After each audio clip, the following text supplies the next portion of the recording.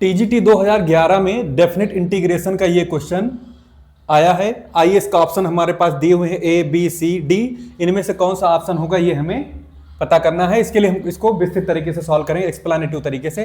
तो आइए हम एक एक करके एक एक पॉइंट समझाते हैं। इसके अंदर जो भी वैल्यू है, देखिए मॉडुलस फंक्शन के बारे में आप जान लीजिए।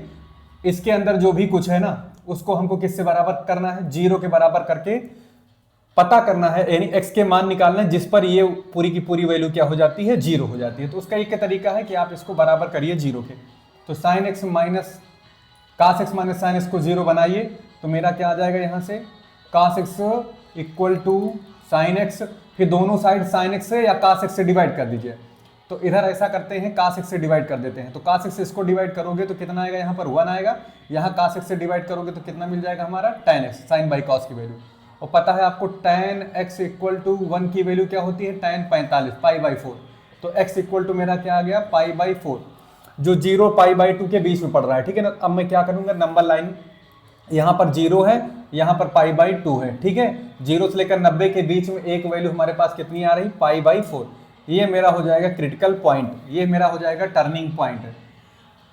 तो हमको क्या पता करना है टर्निंग पॉइंट पर, टर्निंग पॉइंट हमको ये पता करना है भाई कि जो पूरी वैल्यू है इस टर्निंग पॉइंट के लेफ्ट में क्या नेचर रखती है, निगेटिव है कि पॉजिटिव है। और फिर राइट में पाई बाई 4 के आगे, पाई बाई 4 से जब बड़ा होगा x का मान तो हमारा क्या आएगा, इसको हमको चेक करना है। ठीक है। तो इतना दिमाग में रखिए, इसको हम कैसे चेक करेंगे, आइए हम आगे बढ़ते हैं। सबसे पहले क्रिटिकल पॉइंट निकाल लीजिए। क्रिटिकल पॉइंट पाई बाई 4 आया, जिस पर आपको पता है पाई बाई 4 कितना होता है, 45।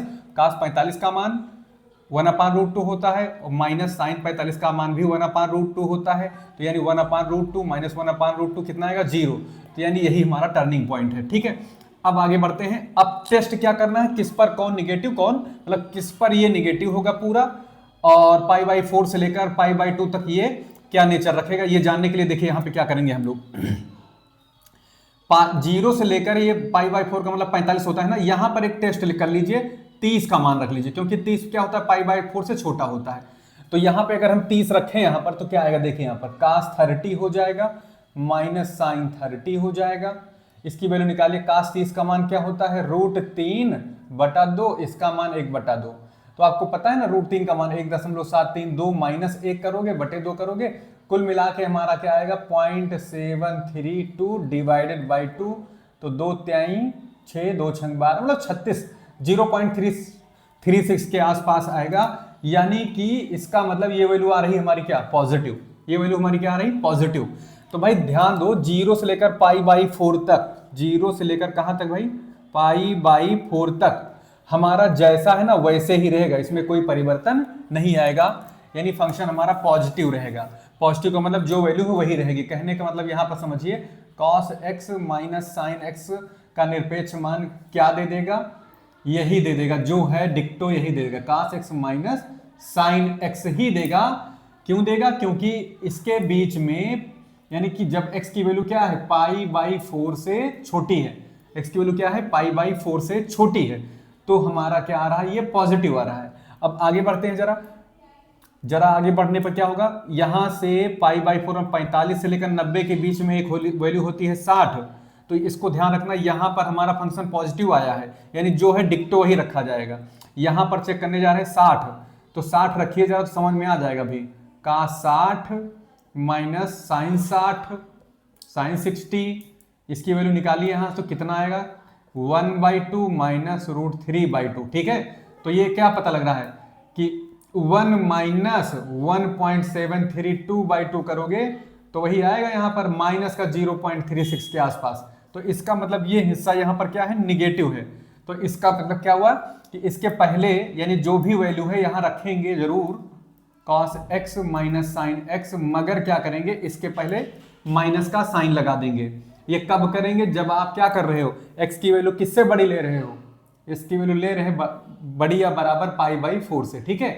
पाई बाई 4 से बड़ा लेंगे, अगर 45 से बड़ा लेंगे 90 तक, इस पूरे के पूरे रीजन में ये हमारा हिस्सा जो है क्या आ रहा है, निगेटिव का आ रहा है। तो याद रखना निगेटिव आ गया। तो अब जरा इसको थोड़ा सा और सिंप्लीफाई करने चलोगे तो अंदर माइनस से मल्टीप्लाई करोगे तो ये तो हिस्सा हो जाएगा मेरा क्या, साइन वाला क्या हो जाएगा, देखिए माइनस माइनस प्लस हो गया, तो ये बदल जाएगा साइन एक्स माइनस क्या हो जाएगा हमारा, कास एक्स हो जाएगा। तो अब आइए काम शुरू करते हैं। 0 से पाई बाई 4 तक पॉजिटिव है, जैसे है वैसे डिक्टो रख दीजिए। तो cos x minus sine x हो जाएगा dx, ठीक है ना। और प्लस कहां से, पाई बाई 4 से लेकर पाई बाई 2 तक क्या हो जाएगा, ये हमारा साइन इसका बाहर चेंज हो जाएगा माइनस के साथ, तो इसको उलट के लिखने पर जो मेरे पास यहां पर है क्या हो जाएगा, sine x minus cos x आएगा और dx। बस इस इंटीग्रेशन को हमको सॉल्व कर लेना है। इस इंटीग्रेशन को आइए हम लोग सॉल्व करते हैं, देखते हैं कितना आएगा। ठीक है, तो काम शुरू करते हैं। कास का समाकलन हमको पता है साइन x होता है, और माइनस लगाइए, साइन का क्या होता है माइनस कास x, तो हमारा तो ये तो भाई प्लस हो जाएगा। हो गया इंटीग्रेशन, और लिमिट कहां से कहां तक है, 0 से 45 तक, पाई बाई 4 तक। प्लस आइए यहां पर देखिए, इसकी लिमिट साइन का क्या हो जाएगा इंटीग्रेशन मेरा, माइनस का कास x हो जाएगा। माइनस लगा देते हैं, और कास का क्या हो जाएगा, प्लस साइन x हो जाएगा, साइन चेंज नहीं होगा। कहां से कहां तक है, पाई बाई 4 से लेकर पाई बाई 2 तक। अब ये सारे मान यहाँ पे उठा के रख दीजिए। यहाँ पे पाई बाई 4 रखो, तो सबसे पहले x की जगह पाई बाई 4 रखेंगे, तो साइन क्या हो जाएगा, 45 हो जाएगा ये वाला हिस्सा मेरा, यानी साइन पाई बाई 4, ठीक है, और plus cos pi by 4, cos pi by 4, ठीक। और फिर माइनस, एक बार हम अब की बार 0 रखेंगे, तो यहाँ पर कितना आ जाएगा, साइन 0 प्लस कास 0, ये हो जाएगा। फिर प्लस लगाएंगे, इसमें भी यही काम करेंगे, यहां पर भी एक बार क्या करेंगे,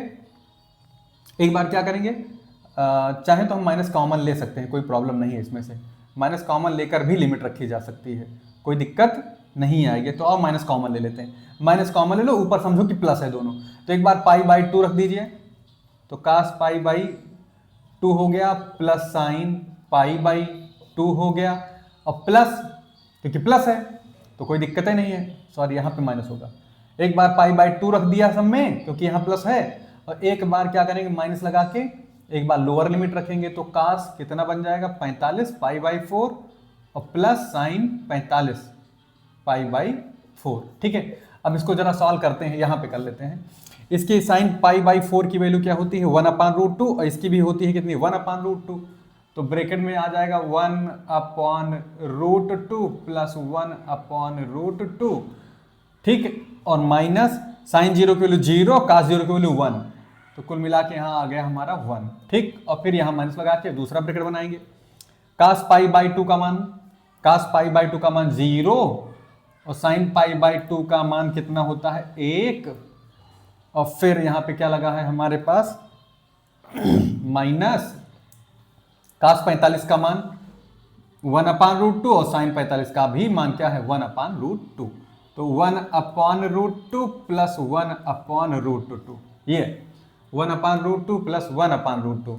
जरा इसको सॉल्व कराइए, तो ये हो जाएगा कितना हमारा 2/√2, एलसीएम सेम है, एलसीएम ले लीजिए, √2 आएगा, और 1 1 2 हो गया, और माइनस कितना हो गया यहाँ पर 1, और जरा इसको भी अंदर मल्टीप्लाई करिए, माइनस वाले को बाहर रखिए भी, तो क्या अंदर आएगा पता है, यहाँ पर 1 आएगा, और माइनस में क्या है हमारे पास, ये भी 2/√2 हो जाएगा, ठीक है।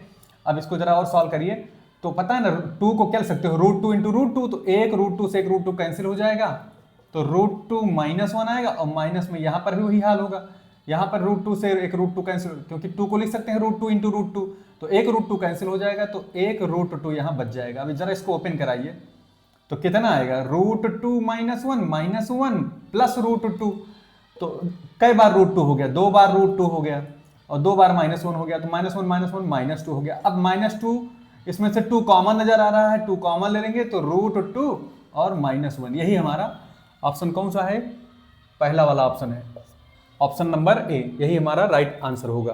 तो जब भी मॉडुलस के क्वेश्चन आए, जब भी निरपेक्ष मान वाले सवाल आए, कोशिश यही करना, इसको पहले 0 बना के क्रिटिकल पॉइंट निकाल लेना, और लिमिट जो दी हो उसके बीच में चाहे 2 बिंदु हो चाहे 3 बिंदु हो, हालांकि हमारे पास क्या है पाई बाई 4 एक ही पॉइंट आया है, ठीक है ना, पाई बाई 4 यानी tan 45 का मान ही 1 होता है, नहीं तो 135 या उधर जाएंगे पॉजिटिव के लिए, तो बड़ा हो जाएगा पाई बाई 4 से, पाई बाई 2 से, तो अपर लिमिट से भी ज़्यादा हो जाएगा, उधर नहीं जाना है।